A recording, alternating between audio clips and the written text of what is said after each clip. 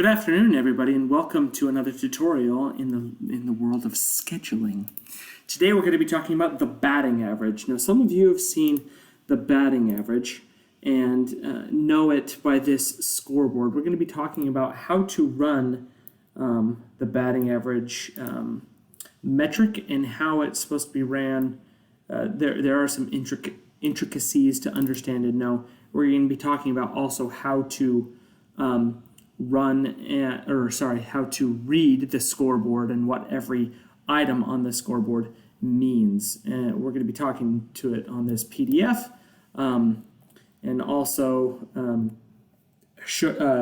posting that on the in the same location where this video is going to be shared. So let's start from the actual workbook itself from the Schedule Health Report right now. Excel sheet. The batting average are the two yellow tabs down here at the bottom. You can see BA worksheet, then transfer, then the scoreboard. And that's how each of these work. There's a worksheet, a transfer sheet, and then the actual report itself. So this is meant to be, this is where you plug in all the information, this is where you transfer it, and then this is where the actual report actually runs. And I'll walk through every step. So this is step 1, step 2, step 3, and then there's steps within this. So when you start your worksheet, all these will be yellow, right? And as you go in and you fill out what project this is, put the job number and all the information there. The thing that you'll need to change each week are these two right here, the data date and the baseline data date.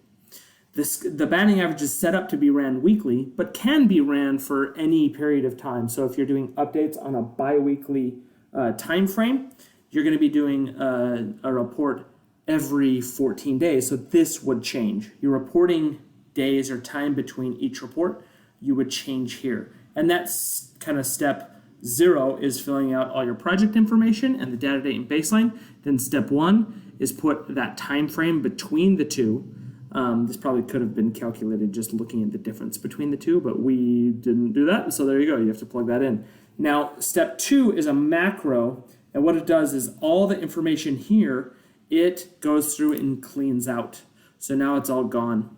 And the next step you're going to need to do is open up P6, open the OCC actual versus planned global layout, and then assign the previous schedule update as baseline 1. This says project baseline, but it's wrong. And I'll show you how you can remember that. When you go in here to your layouts, and I'm on that project, the Washington, D.C. Temple, right? So I'm in my project, I go to open, I don't know, and I go to OCC actual versus planned, right? When I hit open, right, it shows baseline 1, baseline 1. So that's how I remember to do that. And that's one of the main reasons for this video is because it's been a bit confusing to people on how to run this. So you open up this layout, and you just have to make sure that when you assign a baseline, that's last week's update. And so I save and put the date of the day I'm saving the baseline. All from that point, it's looking back at the last update. And if we look at my last update, which is baseline 26, looking at a data date of 3/27, right? So we'd go in here. And we'd say, okay, so data date for today, or in the schedule right now, is 4/3/20, and that baseline that I'm assigning its data date is 3/27/20, right? So, and that's about a 7-day difference. It's a week. It is an exact week between the two. And I've hit my macro to clear everything out. So I've done step 1, I've done step 2. And now I need to open P6 and get this information. And how I do it usually is just Control A. And you can do copy or Control C, just like this, using the hotkeys. Control C, A, C. And now we can go back over here. And you paste it in this yellow cell right here. It's yellow to tell you where to click and where to put it in. And that's what it says right here. Paste that information here. Copy and paste all the schedule information, which you saw that I did because I highlighted everything. I hit copy, and now over here I hit paste, right? Or you can Control V which is usually what I do. And you'll see it automatically fills this in and tells you your batting average. So that's the batting average. Now that's just a pre-indicator showing you the result. Now, how to really track it, because what we do within the spreadsheet is we actually track that over time, so we can pull a report over time here and show how we're doing over time with our batting averages, which is important. And we also have the option here on this sheet. So this is that line of information for this week, and all it does is copy and paste it down into here. And it does it in a way so that the scoreboard reads it correctly. And that's important. So to follow these steps is important. This is to post it to the corporate SHR master sheet, which if you click on this, it would open, and then you hit transfer to master. Now we have moved this from the O drive to the M drive, so if I click on this, it wouldn't work, but I have remapped, even though that says, actually I'm not gonna update. So here it opens up the corporate SHR master. I go back to my schedule health report sheet and I hit transfer to master. All that does is take that line item there and copy and paste that over to the corporate master sheet. Hit save. So I can exit out of that. Now I'm done. I have reported it to the corporate master sheet. So not only is it reported here, but it will report on that sheet as well. So that's those two steps. And then the third step, really when you click this, it puts this line item here, which I've actually already done because you're seeing that it's already appearing here. So when you click this button, click, just like that, it will take this line item, move everything down, paste it in the top, and what that does is it lets this information here be fed off the very top line or the most recent batting average that's ran. And so all this information here in the center is based on this week. And then last week's batting average, this number, would go here. And then the previous weeks before that is here, and the previous weeks before that is here. So this is our lagging indicator, kind of a trend over time-ish, showing that. This is our current indicator, and this is actually a leading indicator.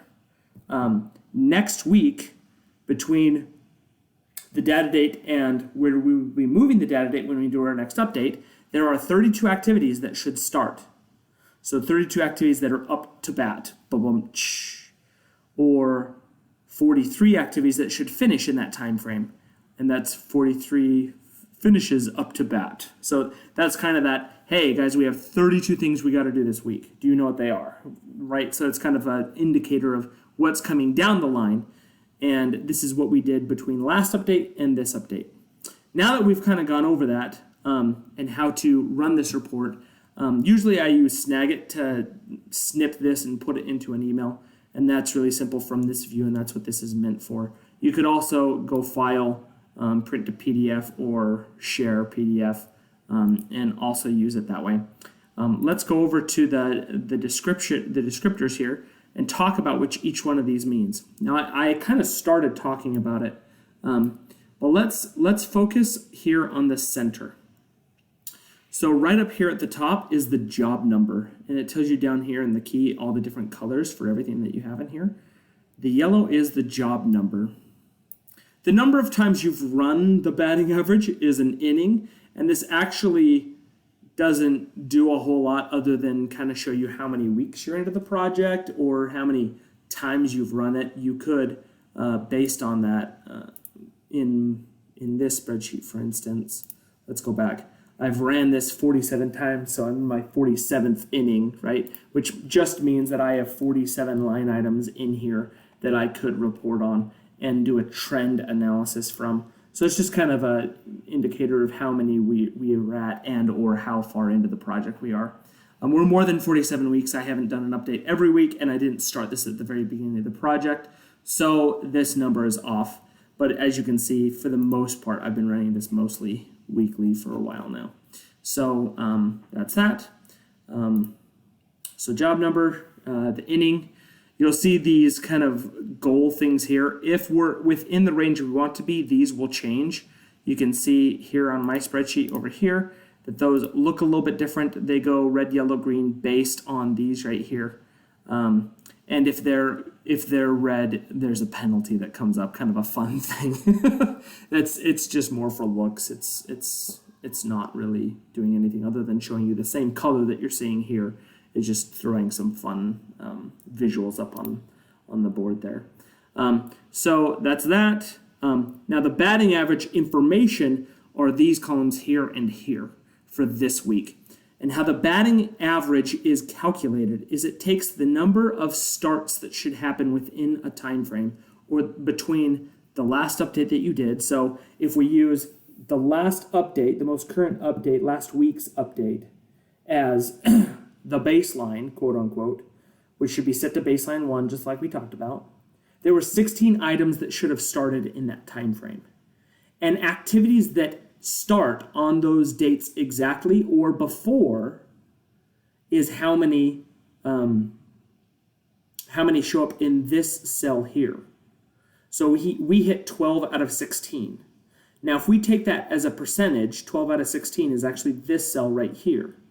Start hits over start at bats. And that gives us, we hit the activities that we hit or we did good on, we actually did on time, we hit 75% of our starts. Now, it's the same thing for finishes.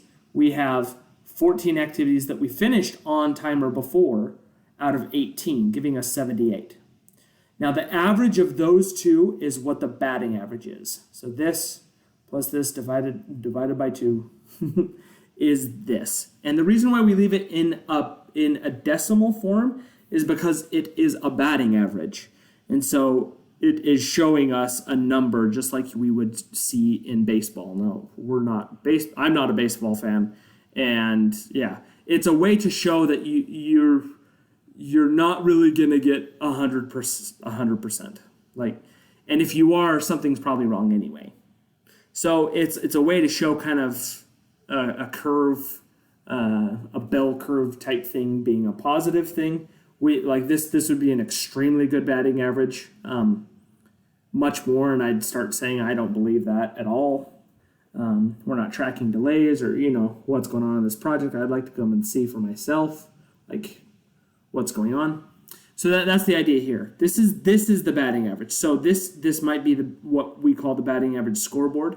Really, this week's batting average is 765, right? That's your batting average. So last week, and then when we run this again for the next week, this number would then go here.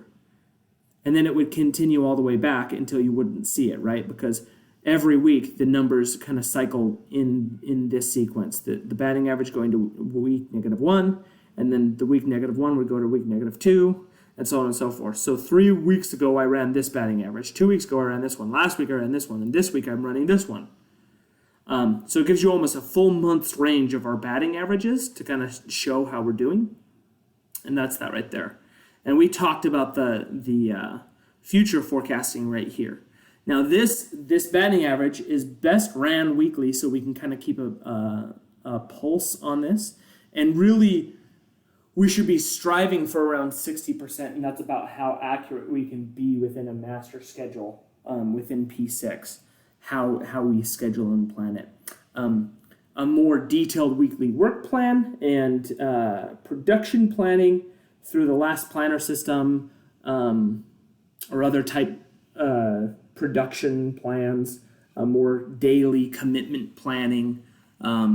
That you'd want to be more around 80 or 90% for what you've committed and scheduled that you're actually able to hit, because it's closer to when you're planning it and you're getting commitments to that, I will finish this tomorrow. And people usually follow their word a lot closer on stuff that they know and can do and can see. So I hope that was helpful.